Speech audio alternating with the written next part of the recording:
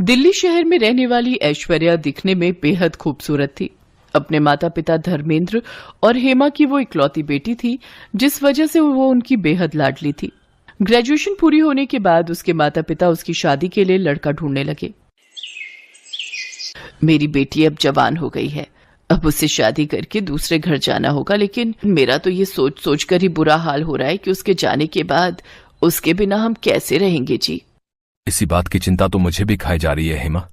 धर्मेंद्र चौहान का दिल्ली शहर में अपना 2 मंजिला मकान था, जिसमें ग्राउंड फ्लोर पर वो खुद रहा करते थे और ऊपर की मंजिल बिल्कुल खाली थी। एक दिन संडे वाले दिन किसी अजनबी ने दरवाजे की घंटी बजाई। रुको माँ, मैं दरवाजा खोलती हूँ।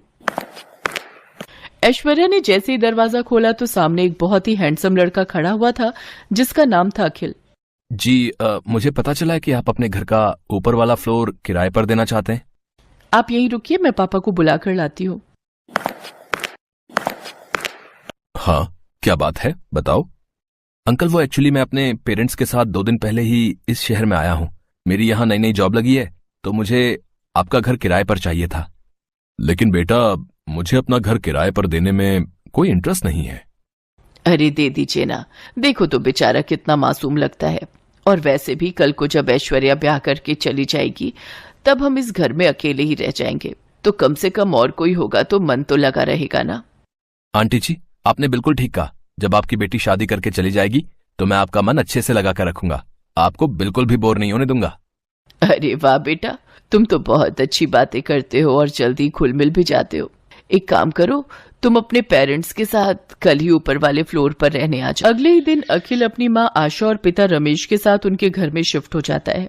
अखिल स्वभाव का बहुत ही अच्छा लड़का था। अपनी चुलबुली बातों और हंसते हुए चेहरे से वो सबका मन जीत लेता था। हेमा चौहान को अखिल बहुत पसंद आता है। अब अखिल को उस घर में रहते हुए कुछ दिन बीत चुके थे। एक शाम हेमा अपने पति धर्मेंद्र से कहती है, अखिल कितना प्यारा लड़का है ना। हाँ, आजकल के जमाने में भला ऐसे लड़के मिलते कहाँ हैं। अपने माता पिता को खाना तक बनाकर खिलाता है। अजी, खाने की क्या बात करते हो, जब उसकी मेड नहीं आती तो वो घर का भी सारा काम खुद ही करता है। हमारी बेटी को भी काश ऐसा ही कोई लड़का मिल जाए। ऐसा ही कोई क्यों, अपना अखिल बुरा है क्या? लेकिन वो तो हमारे किराएदार हैं। हाँ तो ये तो अच्छी बात है ना, इससे हमारी बेटी भी अपने पास ही रहेगी। हाँ ठीक है। फिर एक दिन मौका पाकर हेमा अखिल और उसके परिवार से इस बारे में बात करती है और फिर सबकी रजामंदी से दोनों की शादी हो जाती है। अगले दिन जब सुबह अखिल सोकर उठता है तो ऐश्वर्या को ना पाकर अपनी माँ से पूछता है, माँ, ऐश्वर्या कहाँ है? पता नहीं बेटा, मैं भी उसे ही ढूंढ रही हूँ। आज उसकी पग फेरों की रस्म जो है। लेकिन ऐश्वर्या तो बड़े मजे से अपने पेरेंट्स के पास जाकर चाय पी रही थी। ऐश्वर्या, तुम वहां क्या कर रही हो? चाय पी रही हूँ, मुझे अपने इस कप में ही चाय पीना पसंद है और बाथरूम भी मैं सिर्फ अपना ही यूज करती हूँ, ऊपर का वो रूम मुझे पसंद नहीं। अरे बहू, आज तुम्हारी पग फेरों की रस्म थी, लेकिन तुम तो अकेले ही मायके पहुंच गई। चलो कोई नहीं, अब मैं अखिल को नीचे भेजती हूँ तुम्हें लेने के लिए। क्या सासू माँ, आप भी आ तो रही हूं मैं।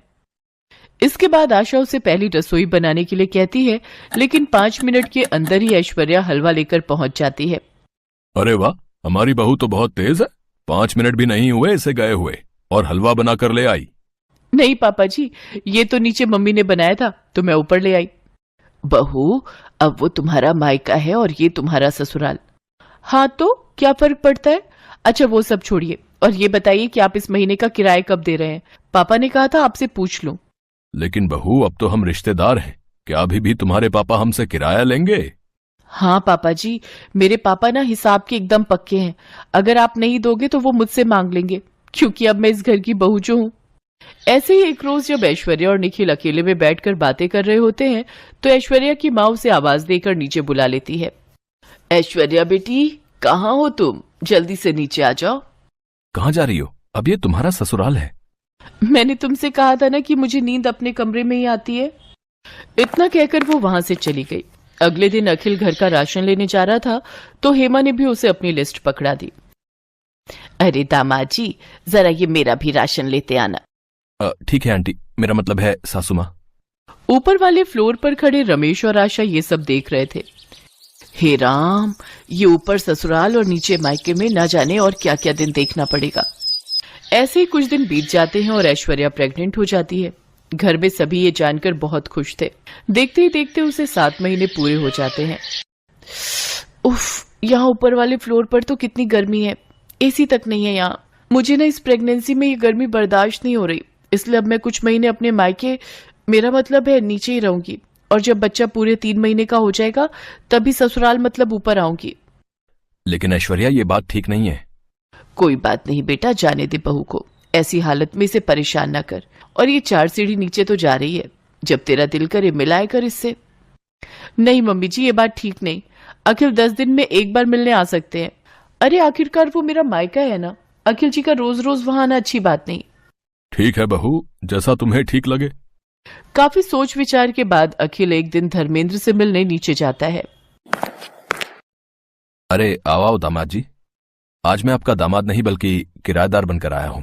पापा, हम ये घर खाली करना चाहते हैं। तभी ऐश्वर्या और हेमा भी वहां आ जाती हैं। लेकिन क्यों अखिल, ये मेरा मायका भी तो है। इसलिए तो खाली करना चाहता हूँ क्योंकि ऊपर ससुराल और नीचे मायके ने मुझे मेरी ही बीवी बच्चों से दूर रहने पर मजबूर कर दिया है। और हाँ, कल ही हम यहाँ से शिफ्ट हो रहे हैं अपने नए घर में, तो परसों मैं अपनी बीवी को लेने आऊंगा एक दामाद बनकर।